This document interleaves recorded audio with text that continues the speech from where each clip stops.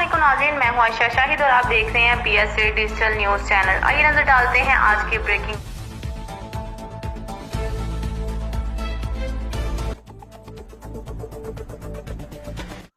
नाज़रीन, आपको ताज़ा तरीन खबर से आगाह कर रहे हैं कि गवर्नर पंजाब चौधरी मोहम्मद सरवर ने पंजाब पाक अथॉरिटी के पहले मनसूबा का संग बुनियाद रख दिया है। तकरीब में सूबाई वज़रा ख्याल कास्त्रो, अजमल चीमा, अरकान असम्बली की तादाद ने भी शिरकत की। मनसूबा में चक जुमरा समेत 16 देहात के अवाम को पीने का साफ़ पानी मुयसर आ सकेगा। उन्होंने चौधरी मोहम्मद सरवर ने गुफ्तगू करते हुए कहा कि अपोजिशन का काम हर वक्त गर्म रखना है, हम अपोजिशन को ठंडा करके रहेंगे।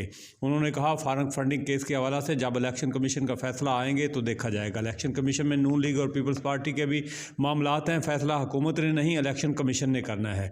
गवर्नर पंजाब ने कहा कि आप पाक अथॉरिटी में किसी को कमीशन लेने और देने की इजाज़त नहीं होगी।